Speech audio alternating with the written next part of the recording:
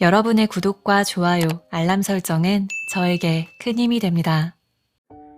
여러분 안녕하세요. 별밤 라디오의 지유입니다.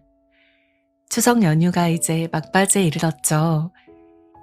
이 길었던 연휴의 마지막 마무리, 여러분 모두 오늘 밤 편안하게 잘 하실 수 있기를 바라면서 오늘 오디오북 시작해 보겠습니다. 여러분과 오늘 함께 할 책은 일본의 대표적인 멘탈 코치이자 심리 테라피스트인 이시다 히사스고 작가님의 하루 5분의 공상은 현실이 된다라는 책입니다. 저자의 전작이었던 세계의 소원, 100일의 기적이라는 책은 끌어당김의 법칙을 매우 현실적이고 구체적으로 설명하면서 단기간에 베스트셀러가 되었었는데요. 우리가 원하는 인생으로 갈 수 있는 첫걸음은 무엇일까요?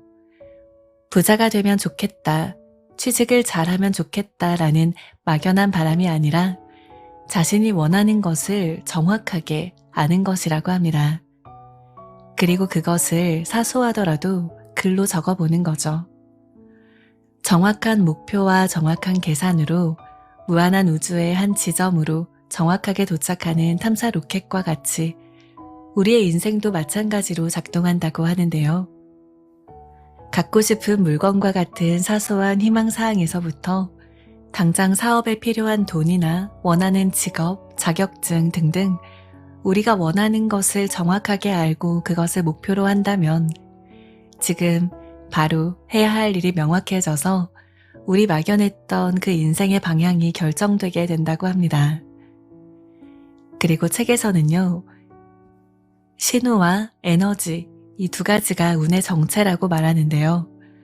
운을 좋게 만들려면 신호가 왔을 때 제대로 방향을 정하고 그리고 에너지를 발휘해서 착실히 행동으로 옮겨야 한다는 것입니다. 그리고 또 에너지를 만들어내는 세 가지의 수행 방법으로는 목소리, 눈, 그리고 배의 힘을 키우라고 말하고 있습니다. 여러분 모두 사소한 소원일지라도 간절하게 원하시는 그 무언가가 있을 텐데요. 그것을 우리의 현실로 가까이 끌어당겨줄 오늘의 주옥 같은 책 이야기 속으로 그럼 지금부터 저와 함께 들어가 보겠습니다. 운은 우연이 아닙니다.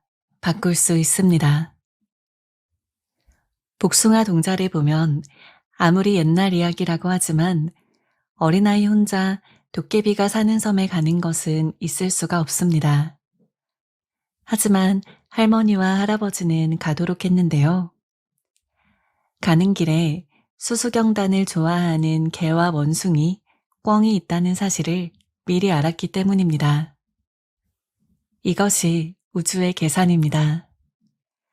도깨비 섬에 가기로 결정한 것은 복숭아 동자입니다.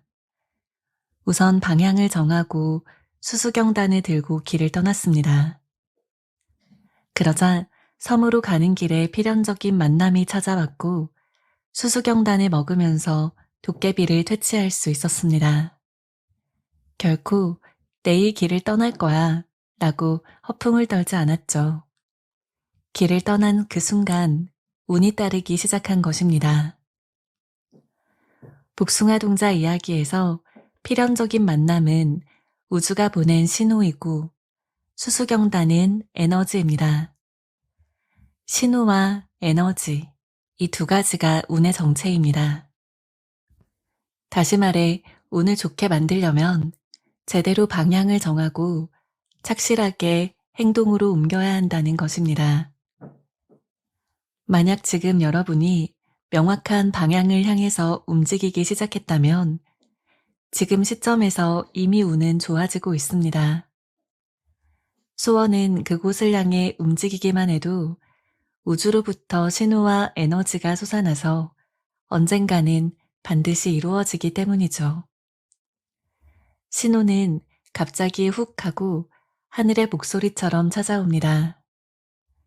소원하는 일이 있거나 자기 자신을 한 단계 높이려고 할 때 느닷없이 찾아오죠. 이 신호에 제동을 거는 것이 있으니 바로 잠재의식입니다. 잠재의식은 좋든 나쁘든 지금까지의 경험으로 만들어진 프로그램이라서 새로운 신호가 안전하다고 판단하면 받아들이지만 자신을 한 단계 높이거나 변화를 촉구하는 것이라면 그 순간 제동을 겁니다. 다시 말해, 우리가 소원을 이루거나 성장할 때에는 초의식과 잠재의식이 마찰을 일으켜서 마음이 술렁대고 불안해집니다. 예를 들어, 지금 코미디 대회에 한번 나가보는 게 어때?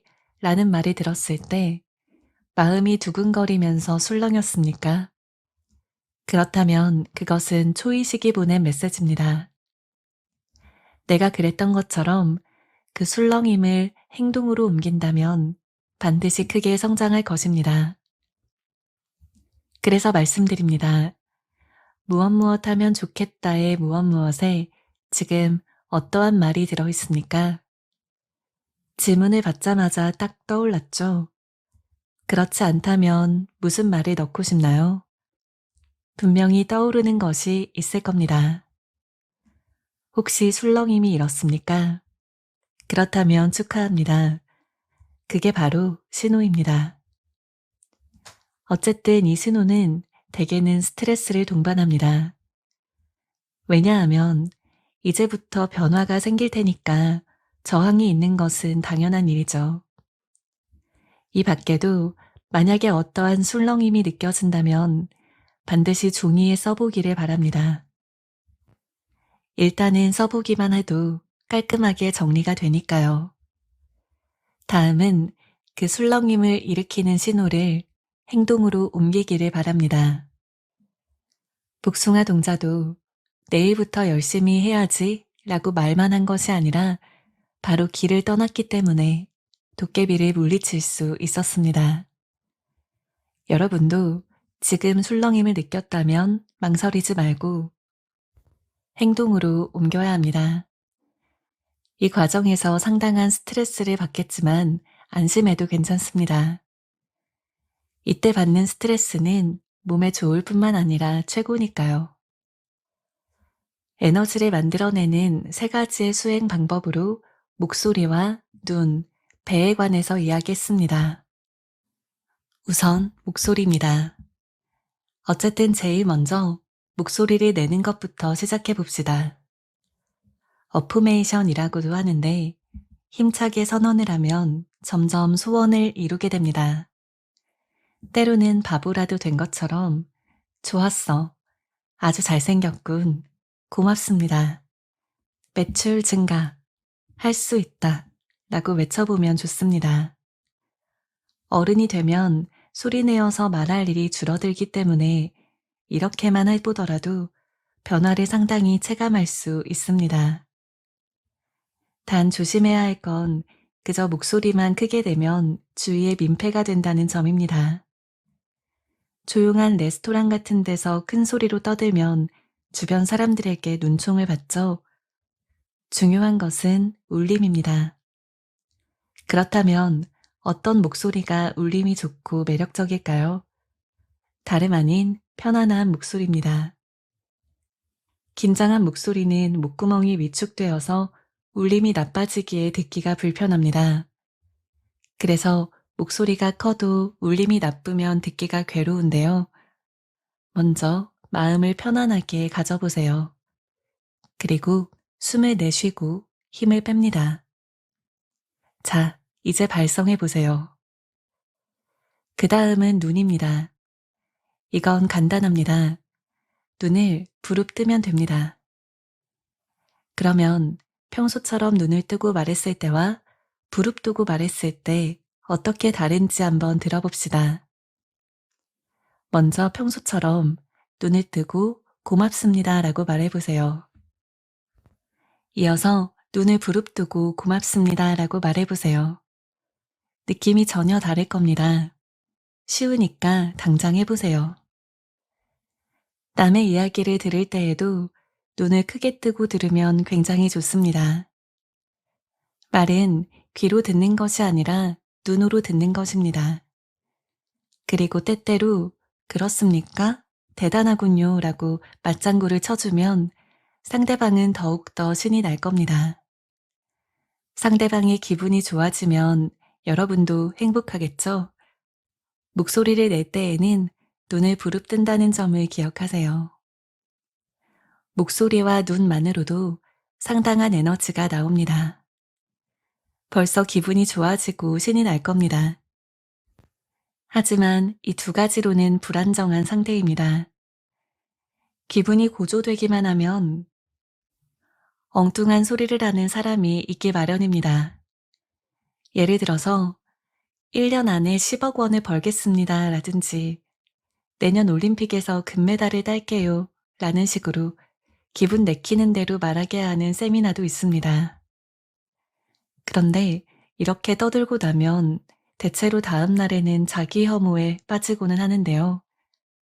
그 정도면 그나마 나은 편이고 자칫 앞뒤 안 가리고 회사를 그만두는 사람도 있습니다.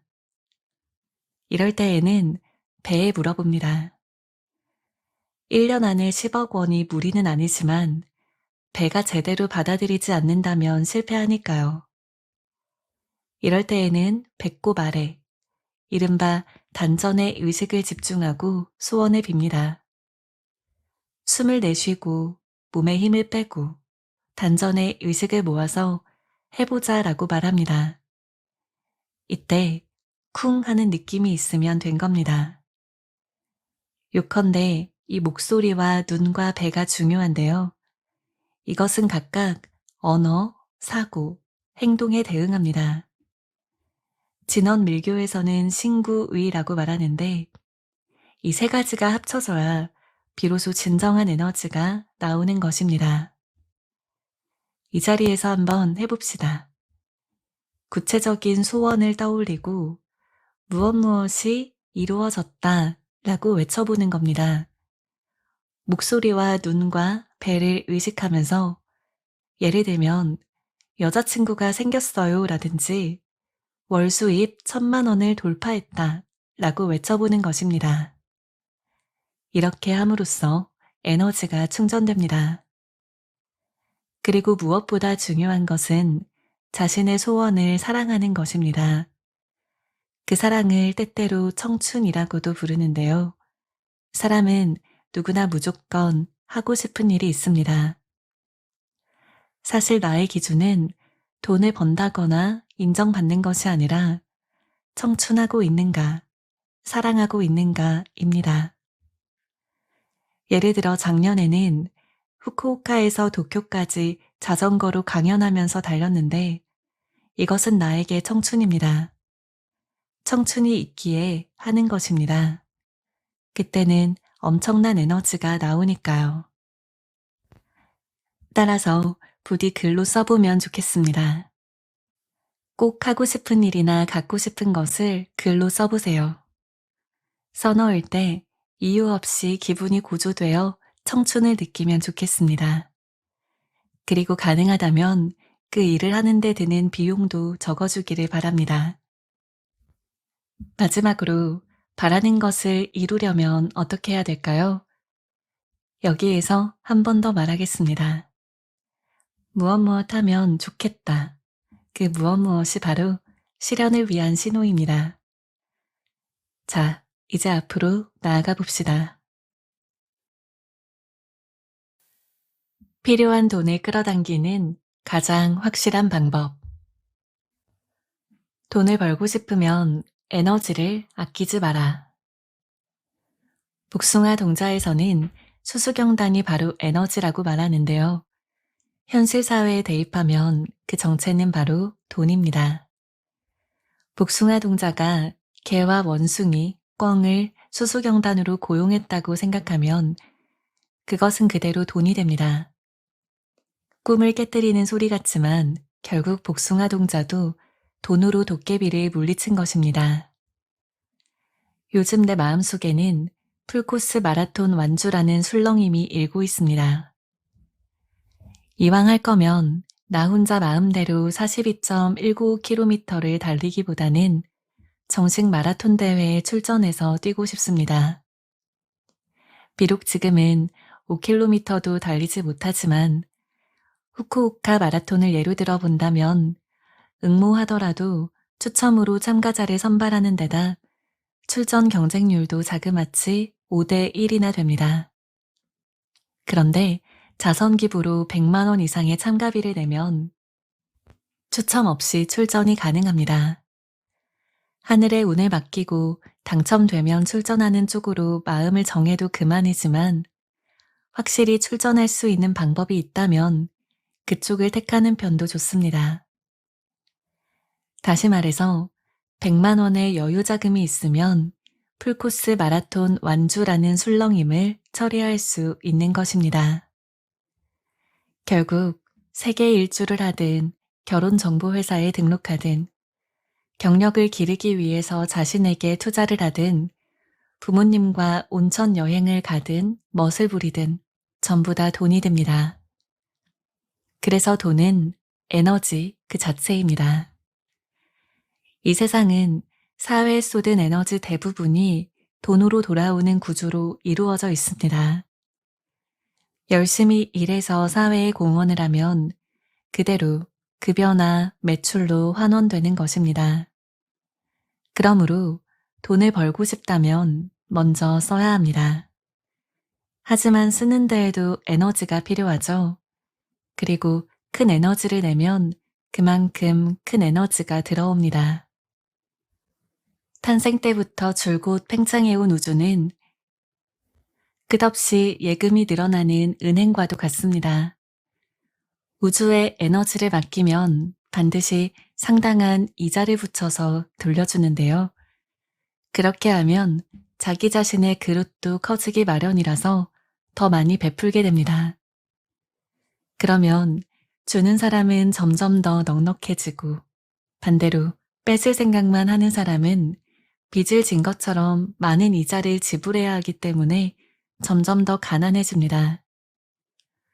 우주는 사람 하나하나를 잘 알기 때문에 절대로 그 사람의 능력 이상으로 무리하게 요구하지 않지만 게으르거나 인색하게 구는 것은 정말로 싫어합니다.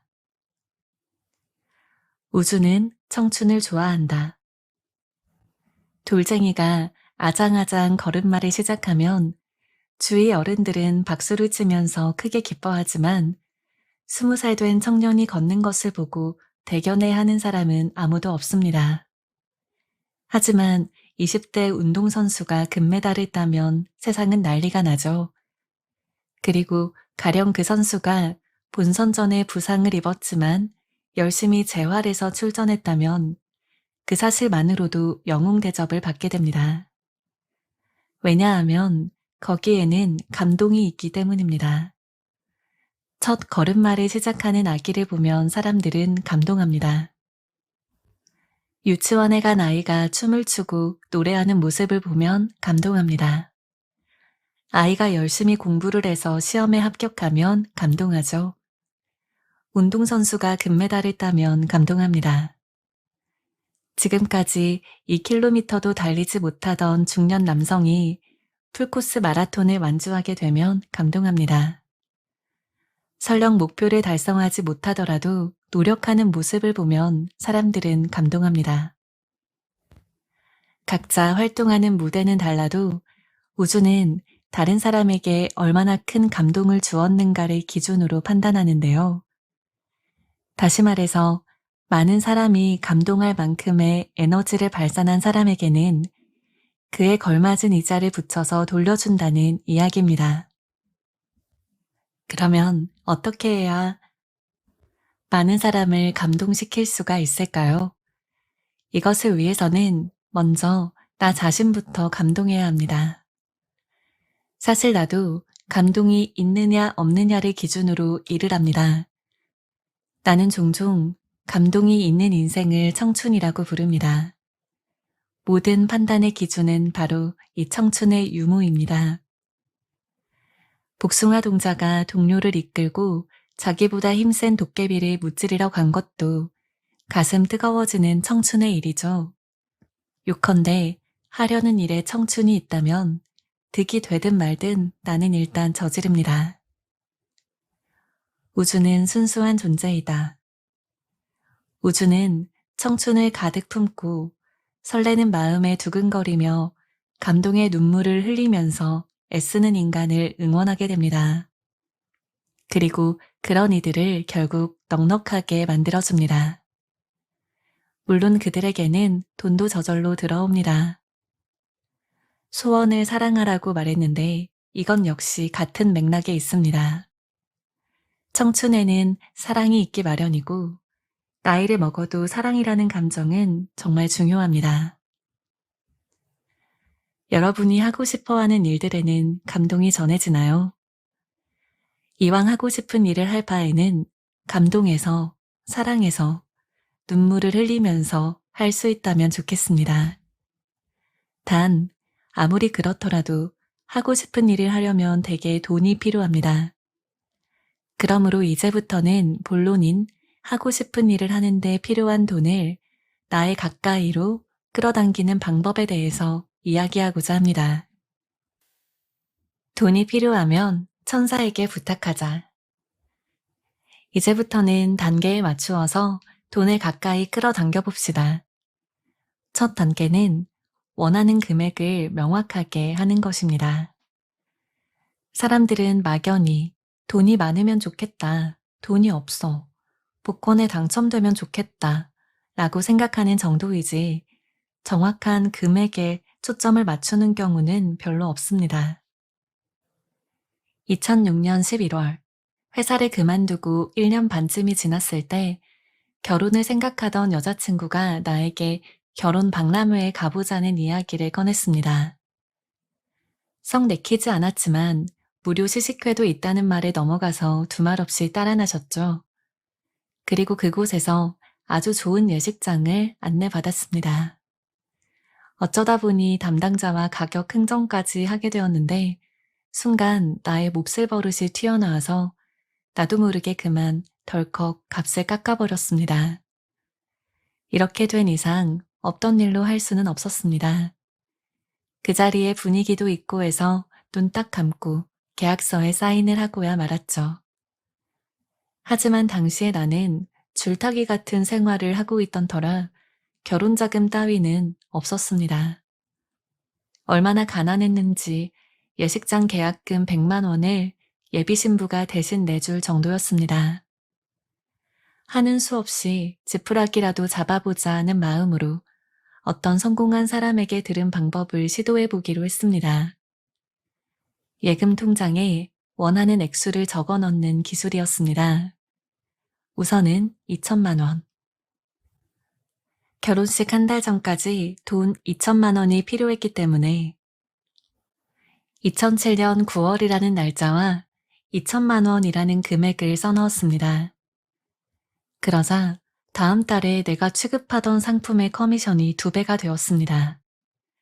그 후에도 돈은 조금씩 들어왔습니다. 하지만 9월이 되어도 통장에는 아직 1천만 원밖에 모이지 않았습니다. 천사님, 나머지 1천만 원도 꼭 채워주세요. 그 말을 마치고 나서 정확히 10초 뒤 지인에게서 전화가 왔고 거짓말처럼 그가 1천만 원을 보내주어서 통장에 딱 2천만 원이라는 금액이 찍혔습니다. 이상한 이야기 같지만 사실 이런 일은 생각보다 흔하게 일어납니다. 당신은 천사님이라고 말했는데 결국 그것은 초의식이었고 이 초의식의 힘을 빌리면 실제로 많은 것이 이루어집니다. 필요한 돈을 끌어당기는 청구서. 초의식은 모호한 것을 싫어합니다. 그래서 일단 금액을 명확하게 정해야 합니다. 꼭 하고 싶은 일, 갖고 싶은 것에 필요한 금액을 다시 한번 볼게요. 이미 써본 사람은 맞는지 한번 확인해보고 아직 쓰지 않은 사람은 지금 써봅니다. 정확한 금액을 알면 그 숫자를 씁니다. 알지 못하면 물론 대충 써도 괜찮습니다. 결혼이나 육아, 다이어트처럼 정확한 금액을 매길 수 없는 일이라도 그것을 하는데 필요할 것 같은 금액을 쓰면 되는데요. 나의 경우를 예로 들어보면 다음과 같습니다. 풀코스 마라톤 참가 100만 원, 동유럽 여행 300만 원, 새 차 3천만 원, 외모 관리 300만 원, 롤렉스 시계 1,000만 원. 이 청구서는 초이식에 정확하게 전달되므로 이제는 잊어버렸을 즈음에 돈이 들어오기를 기다리면 됩니다. 매달 정해진 월급을 받는 샐러리맨도 마찬가지인데요. 생각지 못한 승진을 하거나 보너스를 받을 수도 있고 우아라고 외칠 만한 불로소득이 생길 수도 있습니다. 교토에서 부동산 중개업을 하는 케이스는 매달 이 방법대로 초의식에 청구하고 다달이 필요한 자금을 손에 쥔다고 합니다. 또 효고현에서 사는 S씨는 애인과 하와이 여행을 가고 싶어서 똑같은 방법으로 초이식에 300만 원 정도를 청구했습니다. 하지만 사실 큰 기대는 하지 않았다고 하는데요. 그런데 반년 뒤에 애인의 형제가 하와이에서 결혼식을 하기로 했고 경비를 부담하며 S씨까지 초대해서 함께 가게 되었습니다. 경비는 그가 청구했던 딱 300만 원이었습니다. 참고로 S씨도 1년 뒤에 그 애인과 멋지게 결혼에 성공했습니다. 치바현에 사는 A씨는 내가 주최하는 규슈 투어에 참가할 비용을 청구했는데요. 그러자 그 다음 달에 우연히 참가 비용이 생겼고 그 자리를 계기로 해서 애인까지 생겼습니다. 이 모든 일이 초이식에 청구하는 것에서부터 시작되었습니다. 우선 원하는 것을 명확하게 적어보세요. 고마워하면 돈이 들어온다. 돈도 사람과 마찬가지로 감사를 받으면 기뻐합니다. 그런데 뭔가에 대해서 고마워하라는 소리를 들으면 말은 하면서도 왠지 고마운 마음이 사라지는 경우가 많은데요. 하물며 돈과 친해지기 위해서 고마워하는 것이라면 진심이 아닐 수가 있습니다. 돈에게 진정으로 고마워한다면 그 마음은 돈을 쓸 때 자연스럽게 드러납니다. 나는 가볍게 한 잔 마실 수 있는 바를 좋아하는데 2차로 이야기를 더 나누고 싶을 때 자주 이용합니다. 첫 잔은 주로 마티니나 진토닉으로 시작합니다. 어느 정도 고급스러운 바라면 진토닉 한 잔에 15,000원 정도 하고 대중적인 술집이라면 3,000원 정도부터 마실 수가 있습니다. 물론 인류 바텐더가 만드느냐 아르바이트생이 만드느냐의 차이만 있을 뿐 레시피는 거의 비슷합니다. 진과 토닉만 비율대로 섞으면 되니까요. 하지만 나는 15,000원짜리 진토닉을 정말 좋아합니다. 진과 토닉만 섞었을 뿐인데 15,000원은 비싸다고 생각할 수도 있습니다. 하지만 최고의 장소, 최고의 바텐더, 최고의 동료, 최고의 대화와 함께하는 진토닉은 15,000원 이상의 가치를 느끼기에 충분합니다. 설령 3만 원이라고 할지라도 수긍이 갈 정도죠. 그래서 이런 최고의 진토닉이 15,000원이라니 고마운 일이야 라고 생각합니다. 그 순간 잠재의식의 세계에서는 다음과 같은 수식이 성립합니다. 감사 가격 3만 원 마이너스 실제 가격 15,000원은 잠재 가격 15,000원. 이 수식이 알려주는 것은 무려 15,000원에 이르는 잠재 가격이 나중에 현금으로 돌아온다는 것입니다. 이 식은 함께 술을 마셨던 어떤 부자에게서 배운 것인데요. 결론은 자신이 언제든 가벼운 마음으로 15,000원짜리의 진토닉을 즐길 수 있는 여유로운 그릇이라는 이야기였습니다. 반대인 경우도 있습니다. 패밀리 레스토랑에서 5,900원짜리 런치 메뉴를 먹는다고 해볼게요. 햄버거, 생선튀김, 채소, 수프, 밥으로 구성된 점심 세트가 5,900원이라는 실로 놀라운 가격이죠. 하지만 종종 패밀리 레스토랑에서는 주위의 눈살을 찌푸리게 만드는 사람을 볼 수 있습니다. 종업원의 대응을 트집 삼아서 가게 안에서 마구 호통을 치는 볼썽사나운 손님이죠. 5,900원짜리 호화로운 점심 메뉴에 감사하기는커녕 불평불만을 한 바가지 퍼붓고 그 가치는 알려고도 하지 않습니다. 이렇게 하면 잠재의식에서는 다음과 같은 수식이 성립합니다. 감사 가격 0원, 실제 가격 5,900원, 잠재 가격은 마이너스 5,900원. 여기에서 잠재 가격 마이너스 5,900원은 언젠가 현금화되어서 주머니에서 빠져나갑니다. 다시 말해, 돈을 쓸 때마다 돈에 감사하는 습관이 있는 사람은 플러스의 잠재 가격이 훗날 현금이 되어서 쓰면 쓸수록 돈이 알아서 굴러 들어옵니다. 반대로 불만만 늘어놓는 사람은 마이너스의 잠재 가격이 나중에 그에게서 돈을 빼앗아 가서 점점 더 돈이 없어집니다. 돈을 벌 때 이상으로 쓸 때 감사하는 마음을 가져야 점점 돈과 친해질 수 있습니다. 물론 이의제기를 하는 것 자체가 무조건 나쁜 것은 아닙니다. 상황에 따라서는 반드시 지적해야 하는 경우도 있죠. 하지만 고마운 마음은 잊지 말고 상대를 위해서, 가게를 위해서 핵심만 말해야 합니다. 자기 기분이 나쁘다고 분풀이를 하는 것은 옳지 않습니다. 어떤 경우든 고마워하는 마음은 돈을 끌어당기고 불만은 돈을 쫓아낸다는 점을 꼭 염두에 두기를 바랍니다. 돈과 맺은 신뢰관계는 돈을 쓸 때, 즉 돈을 손에서 놓을 때 쌓이는 법입니다. 내친 김에 돈을 쓰면서 더 많은 돈을 끌어당기는 마법의 주문 한 개를 소개하겠습니다. 고맙습니다. 친구 데리고 또 오세요. 돈을 낼 때 돈에 대한 고마운 마음과 함께 다시 돌아오기를 바라는 마음을 이렇게 전한다면 정말로 많은 친구를 데리고 오니까 참으로 신기한 일입니다. 이 주문 역시 어떤 부자가 알려준 것인데 이 주문이 습관화되어서일까요? 확실히 돈이 많아졌습니다. 이 주문은 마음속으로 외워놓으면 좋습니다. 참으로 간단한 방법이죠. 돈을 끌어당기는 방법.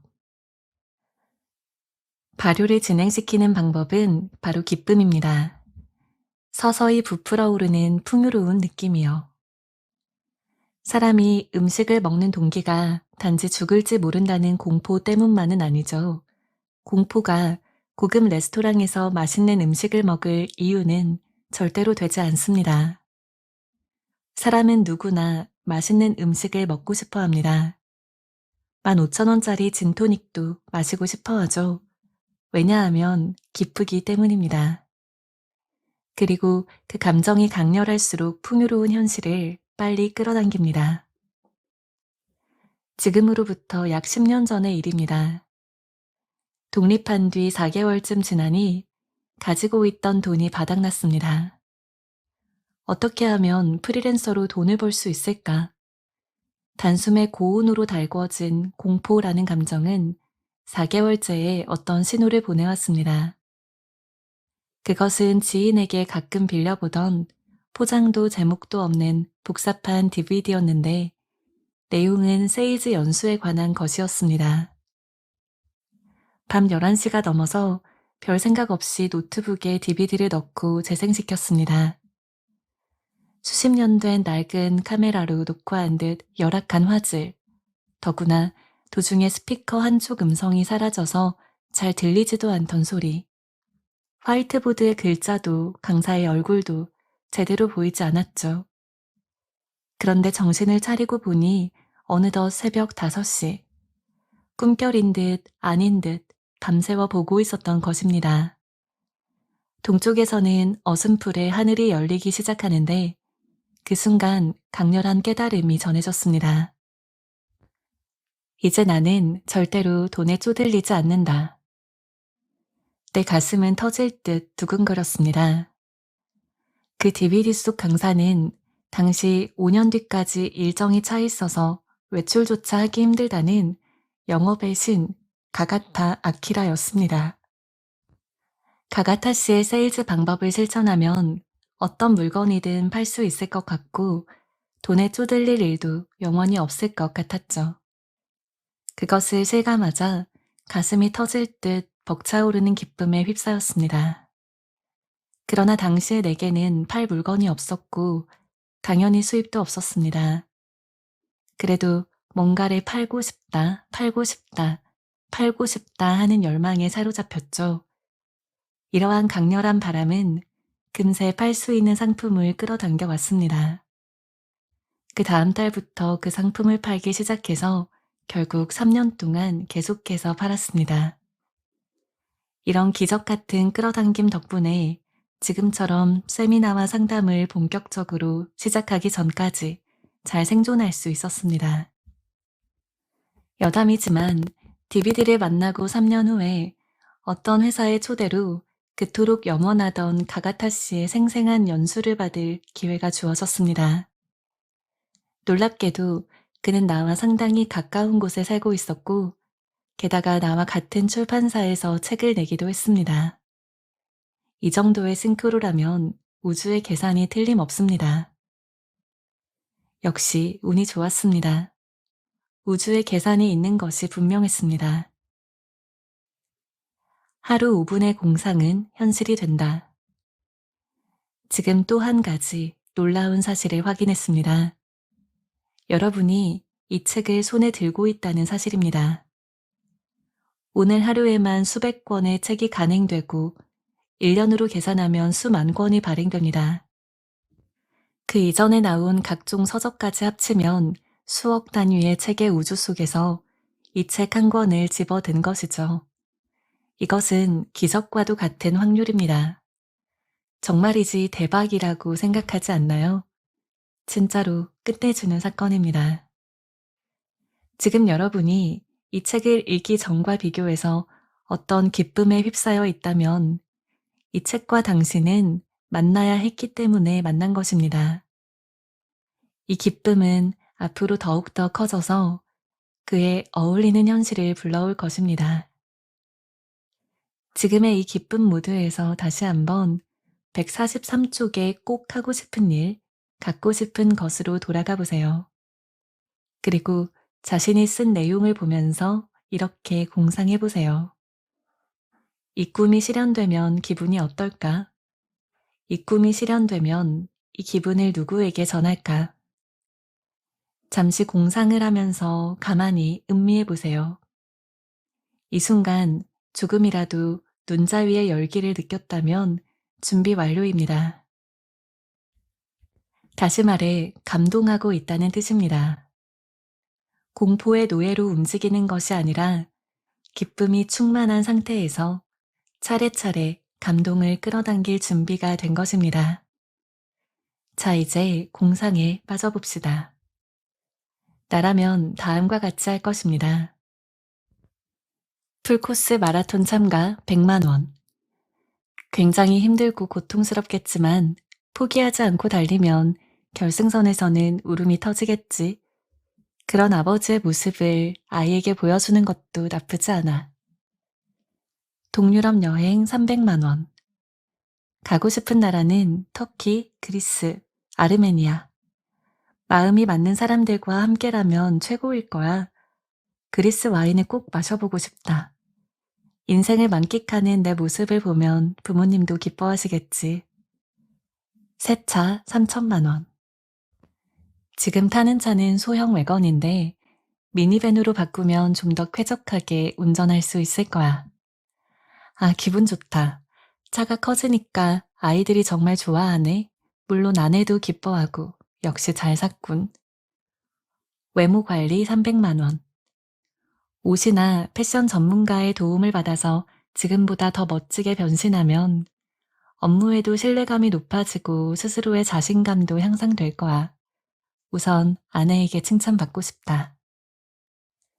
롤렉스 시계 1,000만 원. 내가 좋아하는 사이토 히토리 씨가 부자가 되고 싶으면 롤렉스 시계를 사라고 해서 정말 사버렸네. 허세를 좀 부려보는 것도 괜찮네. 이제는 사람들한테 자랑해야지. 이 공상은 하루에 5분만 해도 충분하니까 습관처럼 하면 좋습니다.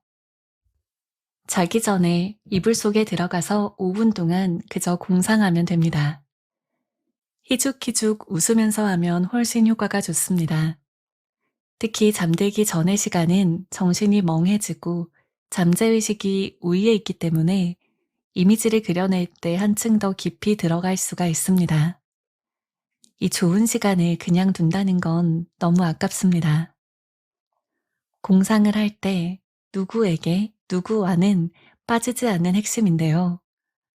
사람은 감동을 다른 사람과 나누고 싶어 하는 존재입니다. 기쁜 일이 있으면 함께 기쁨을 나누고 싶고, 다른 사람이 감동한 모습을 보면 자신도 감동하고 싶고, 그렇게 함께 웃고 울고 싶어 합니다. 다른 사람과 함께 나누는 공상을 하면 혼자일 때보다 기쁨이 더욱 커지고 그에 걸맞은 현실도 더 빨리 끌어당길 수 있습니다. 그리고 하고 싶은 일을 실현할 수 있는 돈도 저절로 찾아옵니다. 생각은 현실이 된다라고 하는데 정확하게 말하면 공상이 현실이 되는 것입니다. 가능하면 공상을 함께 이야기할 수 있는 동료가 있다면 최고입니다. 그리고 공상을 할 때에는 눈을 크게 부릅뜨립니다.